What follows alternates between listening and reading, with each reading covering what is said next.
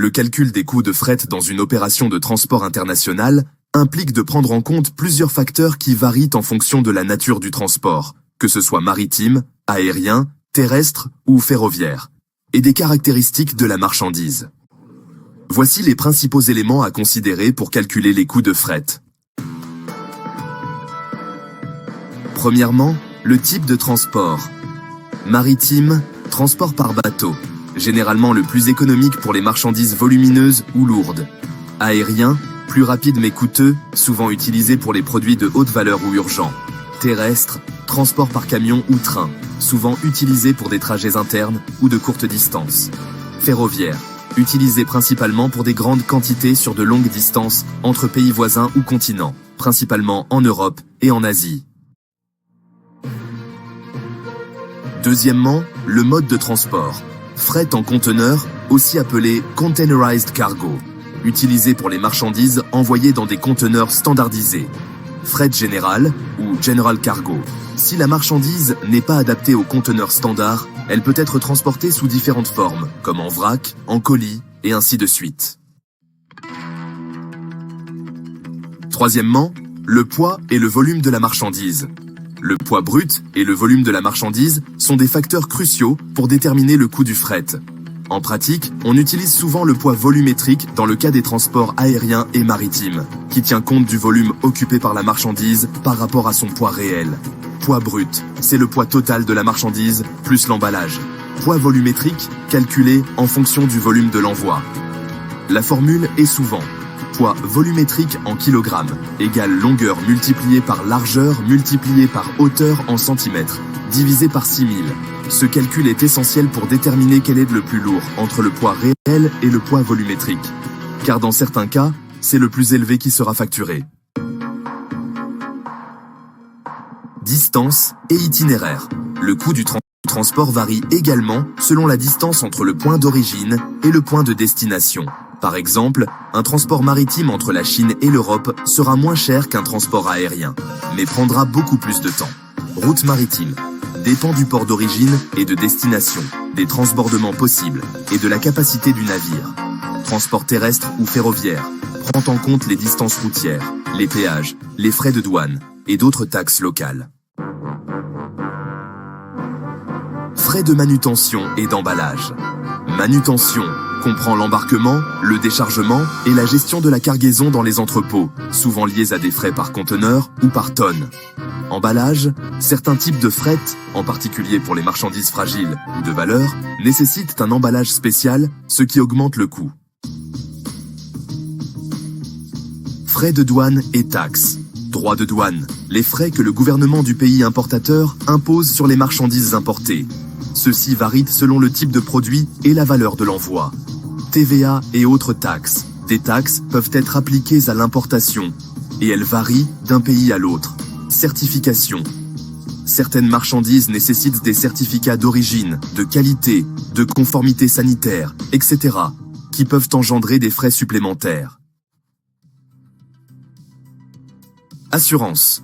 L'assurance fret protège contre les risques liés au transport, tels que la perte, le vol ou la détérioration des marchandises. Le coût de l'assurance dépend de la valeur de la marchandise, du mode de transport et de la destination. Frais supplémentaires ou surcharge. Surcharge fuel, aussi connu sous le nom de bunker surcharge. Dans le transport maritime, par exemple, des surcharges liées aux fluctuations du prix du carburant peuvent être appliquées. Frais de congestion portuaire ou aéroportuaire. Si les ports ou aéroports sont congestionnés, des frais supplémentaires peuvent être appliqués. Frais de stockage ou de demurrage. S'ils ne récupèrent pas les conteneurs dans un délai donné, les expéditeurs peuvent être soumis à des frais de stockage supplémentaires. Tarifs et conditions spécifiques des prestataires de transport. Les compagnies de transport, les transitaires et les freight forwarders proposent leurs propres tarifs et conditions, souvent basés sur le volume total d'expédition. Plus vous expédiez de marchandises, plus les tarifs peuvent être compétitifs. La régularité de vos expéditions. Les services supplémentaires que vous demandez, par exemple, livraison express, suivi en temps réel, etc. Exemple de calcul des coûts de fret. Données. Mode de transport, maritime, conteneur. Poids, 10 000 kg. Volume, 40 mètres cubes. Distance, 8000 km. Marchandises, électronique, valeur élevée. Assurance, 0,5% de la valeur des biens. Taxes et droits de douane, 5% du coût de la marchandise. Étape, calcul du poids volumétrique, si applicable. Poids volumétrique égale 40 mètres cubes multiplié par 1000 divisé par 6000, ce qui donne 6667 kg. Ici, le poids réel, 10 000 kg, est plus élevé, donc il sera utilisé pour le calcul du fret. Tarif de fret maritime. Par exemple, 800 $ américains par conteneur de 40 pieds pour un trajet de 8000 km. Cela pourrait être de 200 $ américains par tonne ou un tarif spécifique en fonction de la compagnie. Frais de manutention et d'emballage. Par exemple, 100 $ américains par tonne. Manutention égale 10 tonnes, multiplié par 100 $ américains, ce qui donne 1000 $ américains. Frais de douane et taxes, 5% du coût de la marchandise par exemple, 50 000 $ américains de valeur marchandise. Taxes égale 50 000 multiplié par 5%, ce qui donne 2500 $ américains. Assurance, 0,5% de la valeur des biens. Assurance égale 50 000 multiplié par 0,5%, ce qui donne 250 $ américains. Total approximatif, fret maritime, 2000 $ américains. Manutention, 1000 $ américains. Frais de douane et taxes, 2500 $ américains. Assurance, 250 $ américains. Coût total de l'expédition égale 2000 plus 1000 plus 2000, 500 plus 250, ce qui donne 5750 $ américains.